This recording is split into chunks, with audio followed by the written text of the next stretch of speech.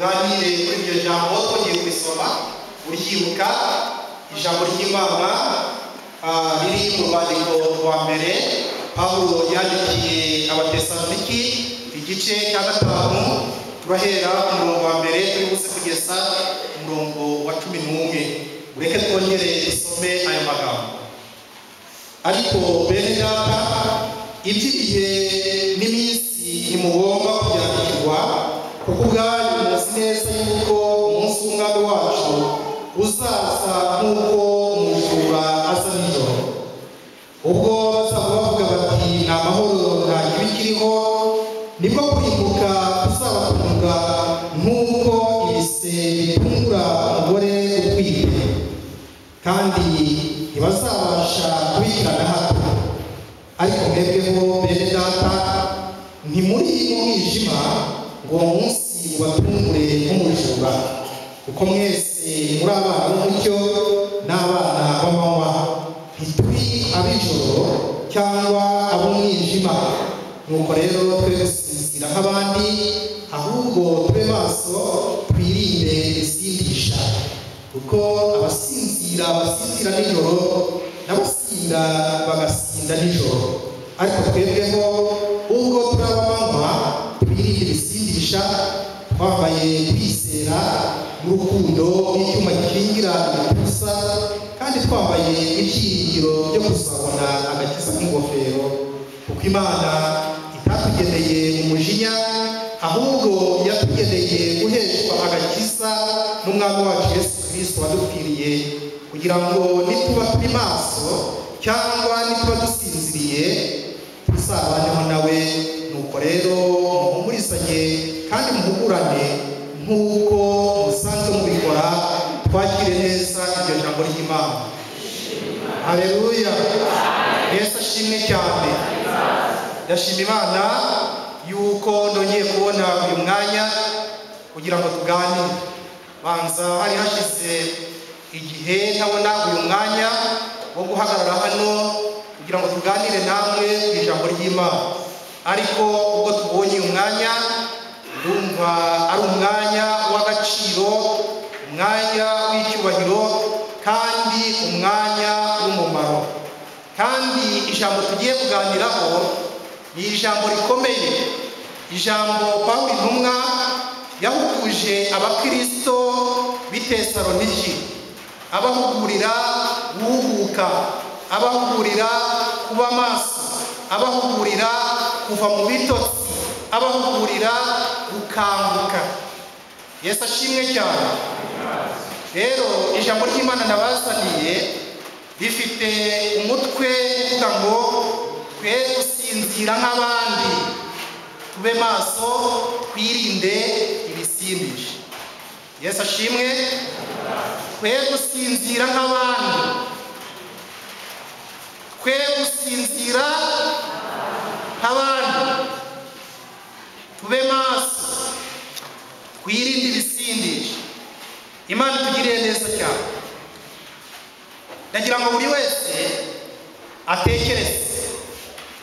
Ahari muri twe hari abakora umwuga w'ubuzamu cyangwa w'uburinzi, ariko tutawukora azi umuntu uwukora kandi azi uburyo uwo murimo ukorwa. Ndagira ngo buri wese muri uyu mwanya yishyire mu mwanya w'umurinzi, yishyire mu mwanya w'umuntu ushinzwe kurinda inzu cyangwa se ikindi kintu cy'agaciro runaka. Utari umuzamu afite urugo rwe, kandi ingo zacu watwumva zikwiriye kugira umutekano, siko bimeze? Ndagira ngo rero buri wese atekereze, afite ahantu ashinzwe kurindira umutekano. Igihe kikaza kugera umuntu akakongorera, ahubwira ati nyamara mfite amakuru y'uko aha hantu urinze umutekano, wenda ni ku kigo cy'ishuri urinze, wenda ni kuri banki urinze. Akakurya akara akubwira ati nyamara namenye yuko muri iri joro hari abajura bari bugutere. ndagira ngo buri wese atekereze wakwifata gute.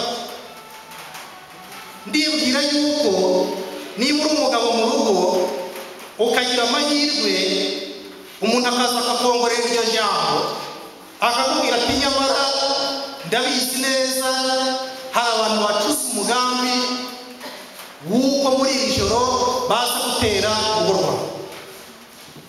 Ndibwira ko iryo joro utasinzira, siko bimeze, ahubwo uranteze amatwi wumva igikoma utegereje yuko umujura ari buze kugira ngo asange uri maso, n'ubishobora umufate cyangwa se umutere. Byanze bikunze uri maso, iryo joro ntusinzira. Niyo imbere bikomye uravuga uti ehe umujura araje, ntabwo ushobora gusinzira, siko bimeze. Rero mu buryo nk'ubwo ijambo ry'Imana twasomye muri uru rwandiko rwa mbere Pawulo yandikiye Abatesaloniki, yarabandikiye arababwira ngo mube maso kuko umwami wanyu azaza nk'uko umujura aza. Bishatse kuvuga ngo nawe n'umujura atungura umuntu urariye ahantu runaka, Yesu nawe azaza atunguranye. Yesu ashimwe. Arababwira ngo mube maso kuko umwami wanyu azaza nk'umujura. None rero dusubire kuri wa mugabo babwiye mu rugo rwawe ruri buterwe muri iri joro. Yarangiza koko ahari guhera saa 2 z'ijoro akaba ari maso, saa 3 z'ijoro akaba ari maso, saa 4 z'ijoro akaba ari maso, byagira saa 6 umubiri ukanga, bikanga, ibitotsi bikamutwara. Hanyuma icyo gihe asinziriye, ijambo ry'Imana rirambwira ngo nubwo yaba ari umunyamaboko gute, nubwo waba uri umugabo w'ibigango gute, nubwo waba ufite intwaro zimeze gute, umujura aragutungura akagufata akakuzirika na za ntwaro zose akazikubahana. Hanyuma yarangiza bikagenda gute? Yabishatse arakwica, yabishaka atwara ibyo abonye. Nuko bigendekera umuntu urinze umutekano wasinziriye, siko bimeze, niko bimeze. Yesu ashimwe. Haleluya. Haleluya. Siko bigenda. Nubwo waba uri umunyamaboko umeze gute, ngikora ubukwe nigiriye inama yo gushaka umuzamu. Agenda ndeba, barambwira bati wowe uzashake umuntu w'umusaza, nibo bantu b'inyangamugayo, nushaka umusore niwe uzakwira. Agenda nanjye nshaka umusaza. Ibyaha umusaza yanywaga inzoga nyinshi. Umusaza akagenda akaza ku izamu agasanga naryamye, nkamukingurira akaryama imbere y'urugo, agaje ku izamu kundinda. Yarangiza umusaza agasinzira mbere yawe. Hanyuma icyaje kubaho, abajura baje kuza iwanjye bamwiba umupanga yari afite, barawutwara.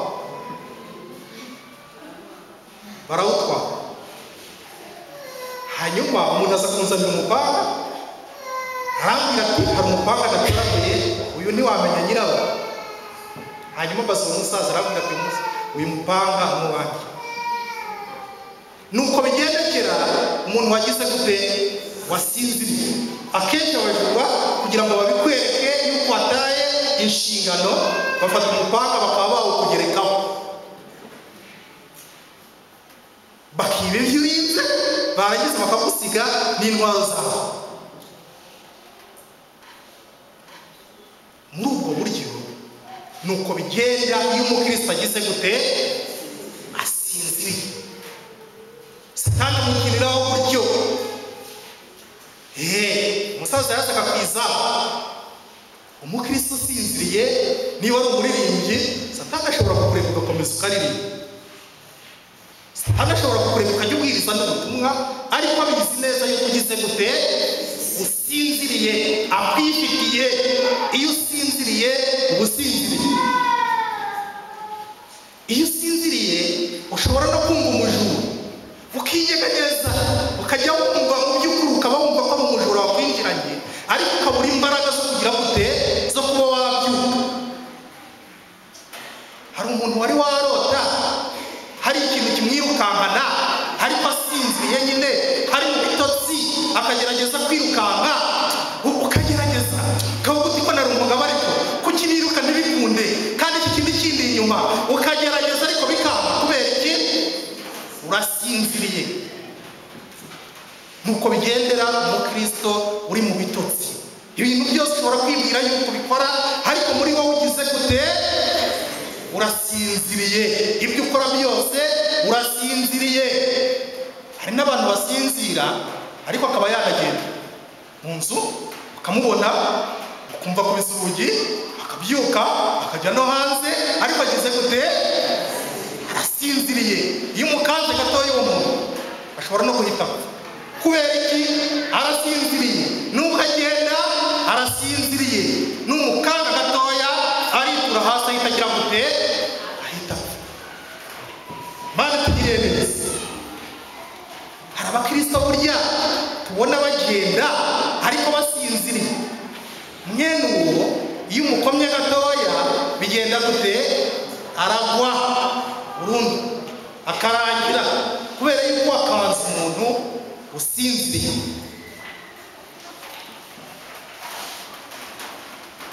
Iri jambo ry'Imana Pawulo yahuje Abatesaloniki ni ijambo rifite agaciro gakomeye cyane. Ryari rifite agaciro muri kiriya gihe Pawulo yandikaga, ariko no muri iyi minsi rifite agaciro gakomeye. Kuko ijambo ry'Imana rirambwira ngo dore agakiza kanyu karabegereye kurusha igihe mwizereye. Iri jambo ry'Imana rifite agaciro gakomeye, kuko turi mu minsi ya nyuma, turi mu bihe bya nyuma, turi mu bihe by'imperuka. Ibimenyetso ijambo ry'Imana ritanga bitwereka yuko Yesu yenda kugaruka. Ibyo bimenyetso byarasohoye. Yaravuze ngo ubwami buzatera ubundi bwami. Turumva intambara hirya no hino, hazabaho indwara z'ibyorezo, hazabaho impuha z'intambara, abantu basubiranemo, hazabaho kwikunda, hazabaho kudashima. Ibyo bimenyetso byose birasohoye, nyamara abantu barabyirengagiza, ntabwo bashaka kubyumva. Ndabizi yuko hari abantu batarimo gufashwa n'iri jambo, bari bategereje yuko mpagarara hano nkababwira yuko rwose turi mu bihe byiza, hari icyo Imana ibakoreye uyu munsi. Haleluya.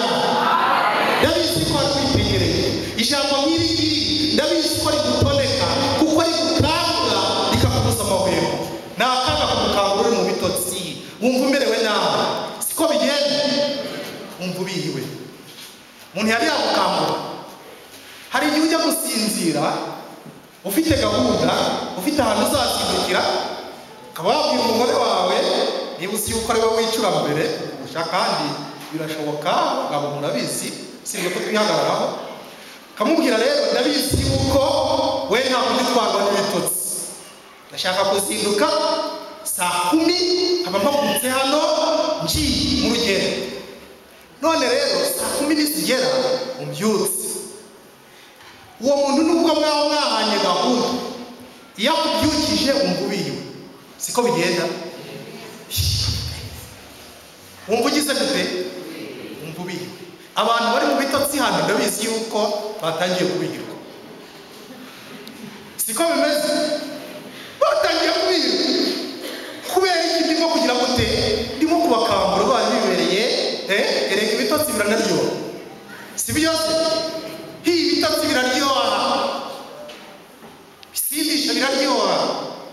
Kubona umuntu rero kuvugaho kose wumva wabiri uyangana niba wabiri wamaze ariko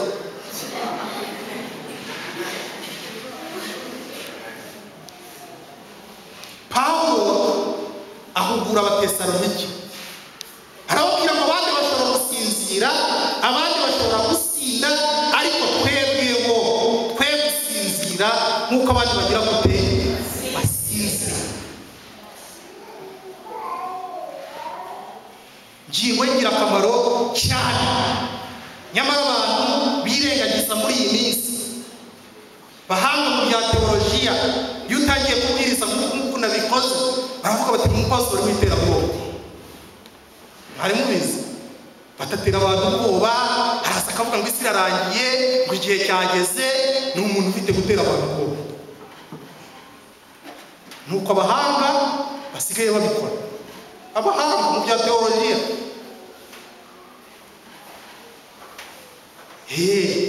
Icyo bashaka n'inyigisho zibwira abantu yuko isi iryoshye, turi mu iterambere, ibihe bimeze neza, dufite ubukungu, dufite ubukire, isi yacu irimo kujya ahantu heza. Barabikubwira se intambara ntuzibone? Barabikubwira se inzara ntuyibone? Barabikubwira se za ndwara z'ibyorezo ntuzibone? Izo ni inyigisho z'ubuyobe, inyigisho z'ubwibone, inyigisho z'iki? Z'ubwibone. Dukwiriye kubwiza abantu kuri bakamenya yuko turi mu minsi ya nyuma kurusha ikindi gihe. Imana itugirire neza. Pawulo yandikira Abatesalonike arababwira ngo nuko rero twebwe gusinzira nk'uko abandi basinziriye. Ubusanzwe abantu basinziriye ntacyo bakora, siko bimeze. Umuntu usinziriye ntacyo akora, abasinziriye nyine. Ariko abantu basinziriye ibitotsi byo mu mwuka batandukanye n'abasinziriye ibitotsi bisanzwe byo mu mubiri, bo barakora. Abasinzira ibitotsi byo mu mwuka bo ngo bigenda gute? Barakora ndetse cyane, basinjirizwa n'ubutunzi. Abo barashishikaye, ariko ubutunzi nabwo bwababereye iki? Ibisinziriza, ibisindisha. Basinzirijwe n'icyubahiro, ariko nabwo barahatana kugira ngo icyo cyubahiro bakibone. Barimo gukora ibisinziriza mu buryo bw'umwuka. Ntabwo bivuze yuko utuje, ahubwo gukora. Niba ari icyubahiro, niba ari amafaranga, ubutunzi urimo gushakisha, ibyo usinziriyemo simbizi, ariko urimo gukora. Ariko mu buryo bw'umwuka ugize gute? Urasinziriye. Imana itugirire neza. Ibyo bintu byose mvuze, ubutunzi, icyubahiro, abasinziriye mu magambo, abasinziriye mu nzangano, abasinziriye mu bindi ngibyo ngibyo, bya bindi bihuza umuntu akaba umuntu utari maso, ibyo byose ni ibisindisha. Imana itugirire neza. Ubundi iyo tuvuze ibisindisha, abantu bumva inzoga za zindi muzi zitandukanye, abantu bumva ibiyobyabwenge, ariko ibyo bindi byose navuze, amagambo, insangano, ubwibone, gushakisha ubutunzi mu buryo butariho, ibyo byose ni ibisindisha. Imana itugirire neza. Hari ibintu bizakwereka yuko umuntu asinziriye. Hari ibizakubwira yuko umukristo asinziriye. Nuko umubona agenda, ukamubona akora imirimo, hari ibizakubwira yuko asinziriye. Umukristo usinziriye iyo agitangira kujya mu bitotsi, mu rusengero araza. Yesu ashimwe. Mu rusengero bigenda gute? Bigenda gute? Araza. Yanabishatse yicara ku ntebe y'imbere. Hanicyo nabonye nta ntebe y'imbere kugira yicaraho abakristo bakuru babandi nyine bake, ukamuha intebe y'imbere, ukaba uzi ngo umukristo agize gute arahari, Yesu ashimwe, ugatera haleluya, akavuga cyane atabe, ukaba uzi ngo umukristo agize gute arahari. Hanyuma ugatambuka ukaza hano kantu ubundi mu kinyarwanda banza bakita gatuti, sibyo? Ukahagarara ukisararanga, we urumva, ukisararanga ukavuga uti mukanguke mw'abantu mwe muve mu bitotsi. Umukristo usinziriye ibyo bintu nta kintu bimuvajije na gito, ntafashwa. Umukristo usinziriye ntagira gute, ntafashwa. Ubu umwigisha wa hehe, uwo mukristo ntabwo agira gute, ntafashwa. Ubwo ari gusaba Imana akavuga ariko noneho ko tubona kiriya kibwiriza noneho gitinze, bararangiza ryari, biriya birarangira ryari. Iyo bimurambiye uzabona agize gute, ahagurutse ashaka kuri toilette atabica, agenda ajyeyo yigire nk'umuntu ugiye kuri toilette, narangiza afungure WhatsApp, bari hariya mu turabyo hanyira asome WhatsApp, sibyo? Kandi ubwo ndi hano ndimo kwisarara. Haleluya, Yesu ashimwe.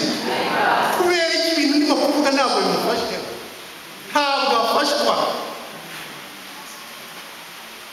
Arimo kwibaza ararangiza ryari ibyo wavuga byose, kandi mu by'ukuri arabyumva yuko ibintu uvuga bimuriho, niwe bireba, ariko ntabwo bigize gute, ntabwo bimufasha, kuko Satani nyine amwiha. Harimo kumubwira atari ko buriya kuri WhatsApp ntabwo azagera, ntabwo ari utuntu dutukura, wagira ukareba utumaze kugeraho, atangira agashaka kuri toilette akabura amahoro, ukabona nyine muzarebe hano mu rusengero. Ni igitangaza kuba turi hano nta muntu ugize gute uhagaze. Hari abasohoka hariya, hari abasohoka hariya, hari abanyura hano, hari abinjirira hano. Kubera iki abantu bari mu bitotsi? Yesu ashimwe. Hanyuma iyo ibitotsi bikomeye, noneho wa mukristo nta nubwo agaruka no mu rusengero, ntabwo agira gute, ntabwo agaruka mu rusengero iyo ibitotsi bimaze kuba byinshi.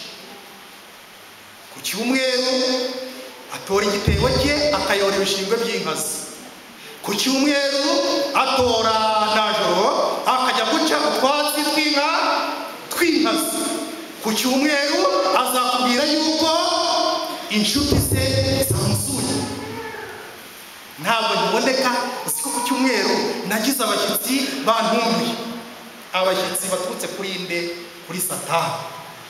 Yesu ashimwe. Abashyitsi bagutungura ku cyumweru bakagusura, ni abashyitsi bande boherejwe na Satani. Abashyitsi bazima iyo bagusuye ku cyumweru urababwira ukumva rero mfite gahunda yo ku cyumweru, murabizi tugende dusenge, nituvayo turaganira, ariko tuvuye gusenga. Iyo bakubwiye bati oya ntabwo tujyana, reka tuganire saa sita dutahe, abo ni abashyitsi baturutse kuri inde, kuri Satani. Yesu ashimwe.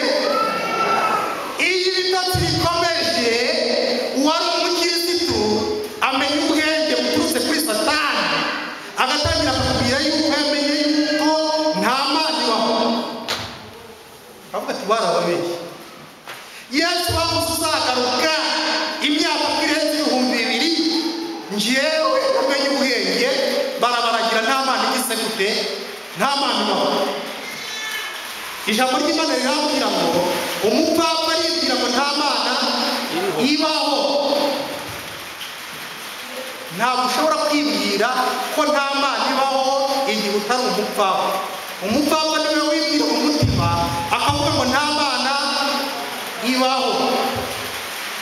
Iyo bitagenze gutyo, yemera ko Imana ibaho, ariko akibwira ko kuba yaraje akabatizwa ibyo ngibyo bihagije, agategereza igihe kimwe azapfa nyuma y'imyaka 5. Ntabwo ari gusa kutubwira ngo tumuhambe, birumvikana abantu bo mu muryango we nibo baza nyuma y'imyaka 5. Umuntu yararangiye yibereye mu bitotsi, yarapfuye kera, bakaza kutubwira ngo umuntu yagize gute, umuntu yapfuye. Pastor, wamenye ko umukristo wacu yapfuye? Hanyuma narangiza nkamubaza ngo umukristo wacu se ko numva nyamuzi aheruka gusenga ryari? Nabwira batoya bati ntabwo aheruka, ariko rero aheruka gusenga ryari? Bati natwe ntabwo tubyibuka. Kubwanza akabarwa n'iki Matiyasi se uwo muntu yazaga gusenga? Bati oya, bataho niho ntabwo yazaga gusenga. Kubwanza yarasengaga? Bati ntabwo yasengaga. Kubwa Ruferedi? Bati reka da. Kubwa Edward? Oya, ntabwo yasengaga. Uwo muntu yasengaga ku bwande? Bati cyo kora ku bwa Danieli ubanza twabigeze kumubona mu rusengero.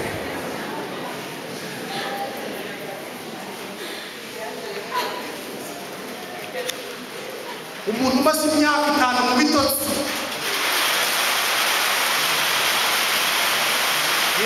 akabwira tugenda umukingure burundu, yaramaze iminsi asinziriye, genda umurangize yaragiye umuntu. Mujye muza kumbwira, mubwire ko umuntu ari mu bitotsi, mukaze kumbwira ngo umuntu yarangiye. Mujye muza mubwire ko tugufite umukristo uri hehe, uri mu bitotsi. Yesu ashimwe. Muse mumbwire muti dufite umukristo uri hehe, wowe muyobozi w'itorero shingiro, uza kumbwira ngo umuntu yarangije nyuma y'imyaka 5 ngo ninjye kumuherekeza. Yesu umbwira uti ari umukristo uri mu bitotsi. Mana ishimwe cyane. Hanyuma numvise nyine umuntu uri mu bitotsi uko arangira, kandi uwo muntu uje kumubwira ngo ninjye kumuherekeza amaze imyaka 5 adasenga, kambwira ngo nibyo tepe yavuke mfate Bibiliya, mfate indirimbo, mfate abantu bambaye amakanzu y'umweru, abantu b'amakanisa n'abaririmbyi, tuvuze tuvuge ngo umuntu yatashye, umuntu w'Imana kandi agiye mu ijuru tumuhamirize. Oya, mumbwira kubeshya kandi ibyo bitotsi.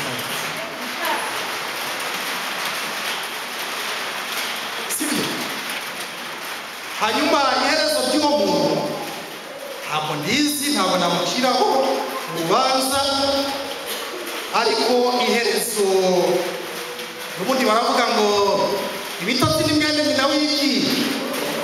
Ibitotsi n'ubundi bibanziriza urupfu, ava mu bitotsi ajya mu rupfu, umuntu arangira nuko nguko. Abasinzira basinzira nijoro, ariko ikibabaje abasinzira mu buryo bw'umwuka basinzira ku manywa na nijoro. Yesu ashimwe.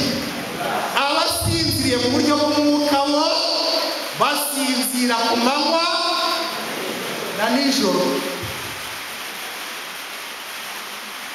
Wibwira ngo nuko umuntu ataza mu materaniro saa 4 z'amanywa, wenda ngo mubwire uti icyo akora hari iteraniro dufite rya nijoro, wibwira ngo uzamukunda. Oya, kuko nabwo aracyagize gute, aracyasinziriye. Basinzira ku manywa na nijoro, kandi basinzira bakora, basinzira bagenda. Imana itugirire neza. Iki ni igihe cyo kwisuzuma, iki ni igihe cyo kwigenzura, kugira ngo urebe niba mu by'ukuri, niba uri maso, niba udafite ibisindisha byakubebeje ubwenge, uyu munsi ukaba uri hano, ariko mu by'ukuri uri mu bitotsi, urikandakanda ukagerageza kuba wakwikura mu bitotsi, ariko ntabwo wabishobora. Ntabwo umuntu yakwikangura kereka umuntu afite undi muntu umukambira. Yesu ashimwe cyane. Ese uyu munsi ukeneye gukanguka, cyangwa se ukeneye yuko Yesu yagaruka agasanga umeze nk'uko umeze uyu munsi? Aho yandikira Abatesaloniki arababwira ngo ariko twebweho twe gusinzira nk'uko abandi basinzira. Abantu basinziriye mu bitandukanye, abantu basindishijwe n'ibitandukanye, ariko twebweho abigirirwa izina ry'Imana twe gusinzira nk'uko abandi basinzira. Uri hano uri umuririmbyi ariko uri mu bitotsi. Uri hehe? Uri mu bitotsi.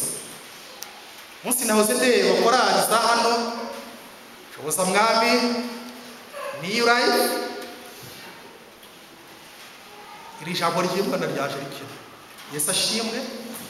Ukeneye kuba wakanguka, uhaguruke mu izina rya Yesu, ubwire Imana ngo Mana, numvise nanjye muri iyi minsi hari ibintu nari nsinziriyemo, hari ibyansinzirije, hari ibyansindishije.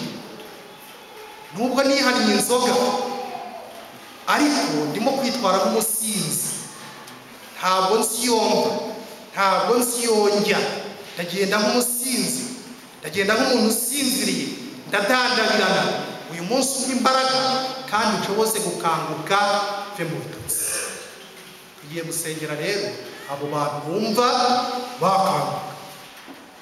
Hari umuntu wavuze ngo buriya gukangura umuntu bisinzirije bigira gute? Nkakora ushaka gukangura umuntu ugize gute? Umuntu usinziriye. Hasi kuko nyine nawe ubigiye kunkora. Haguruka rero dusenga Imana. Kandi urabizi, ntubizi se?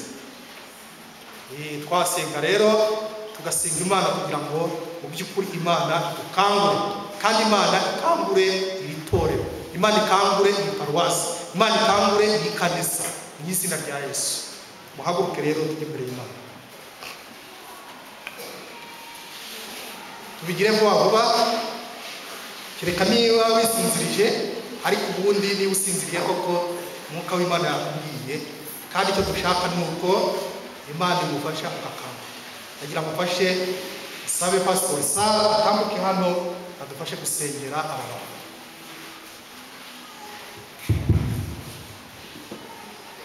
Musenye